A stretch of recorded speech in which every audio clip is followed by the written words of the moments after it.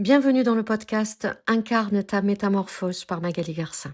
Ici, je partage des transmissions audio issues du Cercle, un espace vivant de flux quotidien, un véritable laboratoire d'expérimentation incarné, au cœur de ce que la vie m'enseigne, où je mets en lumière ce qui se joue derrière nos expériences, nos émotions, nos relations, nos choix, et donc notre réalité. Dans ces épisodes, il est question de leadership, d'intelligence émotionnelle et relationnelle, mais aussi de croyances limitantes, de loyauté invisible et de tous ces mécanismes subtils qui souvent nous maintiennent dans des versions de nous-mêmes devenues obsolètes, en tout cas qui nous enferment, qui nous limitent. J'ai la conviction profonde que chacun porte en lui les clés de son évolution et qu'un simple éclairage peut parfois suffire à créer un basculement. Ma vision est simple. Nous ne sommes pas là pour jouer petit, mais pour vivre grand. Et cela ne peut se faire que depuis notre vérité, à laquelle la réalité répond en miroir. Je vous souhaite une belle écoute et une belle intégration. Hello mon cercle, j'avais envie de rebondir sur les expressions que l'on utilise, le vocabulaire que l'on utilise encore. Il y a cette expression qui dit regarder le verre à moitié plein plutôt que regarder le verre à moitié vide. Et je crois vraiment fondamentalement que j'adhère pas à ça. Je crois que le verre est toujours plein. Mais vraiment.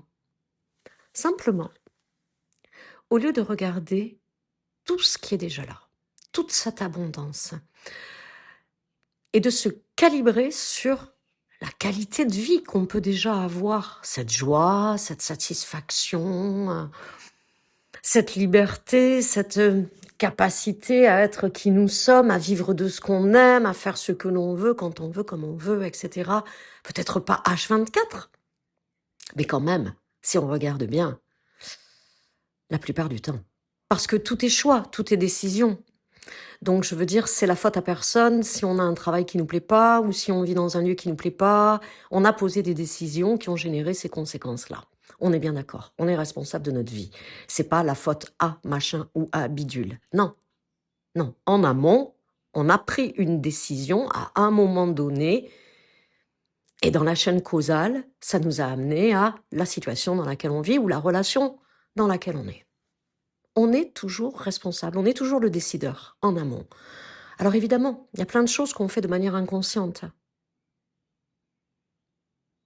Mais à un moment donné, on prend la responsabilité de sa vie, c'est ce que j'appelle prendre sa responsabilité lucide, et on réalise en fait que tout ce qui se joue aujourd'hui est l'illustration totale des décisions que j'ai prises à un moment donné.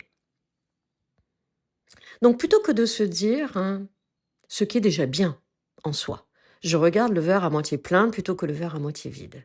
Réaliser que le verre est plein, mais que le petit humain a l'habitude, et ça c'est un conditionnement, un gros vilain, pas beau conditionnement, de toujours aller regarder ce qui manque, ce qu'il n'y a pas, ce qu'il n'y a plus, ce qu'il faudrait pour blablabla.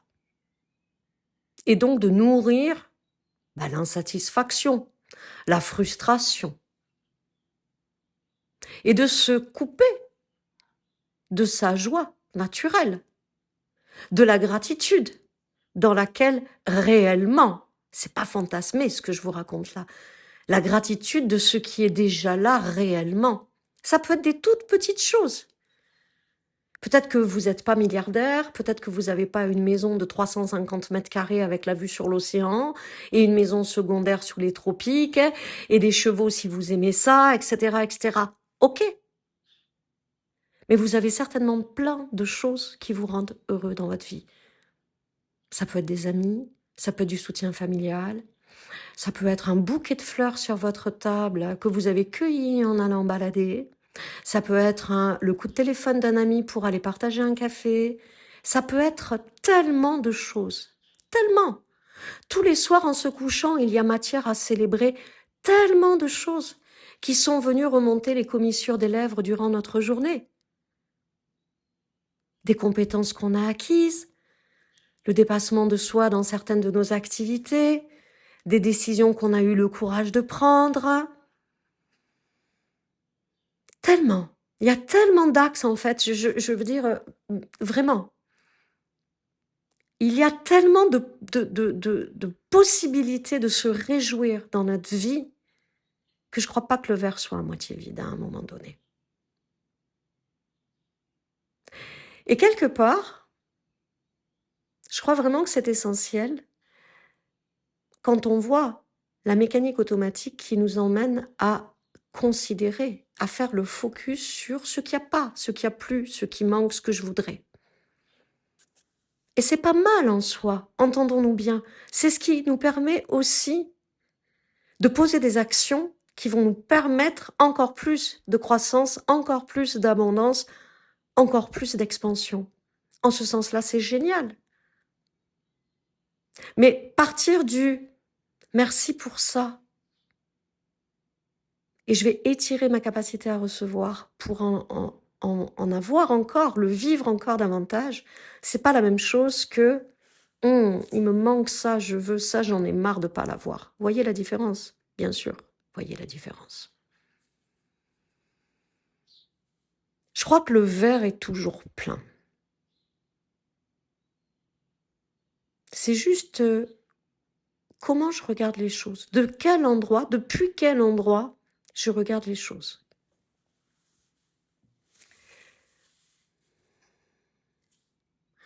Notre cerveau, notre mental est habitué à fonctionner depuis le manque, depuis une vision limitée, à considérer 1%, même pas, du champ des possibles. Et c'est OK, parce que c'est sa nature. L'être humain est ainsi câblé, et ainsi soit-il, j'ai envie de dire. Mais rien ne nous empêche, en posant la conscience dessus, de le muscler, de l'ouvrir en fait à ce champ des possibles. De lui dire, OK, ça tu connais pas, c'est pas ta zone de connu. OK, donc c'est pas forcément confortable pour toi de l'envisager. OK, mais moi je te dis que ça c'est possible. Et si c'est possible pour moi. Et de décider que c'est possible pour vous. Et de réaliser que c'est déjà là, dans le champ de pure potentialité. Et que c'est juste en chemin.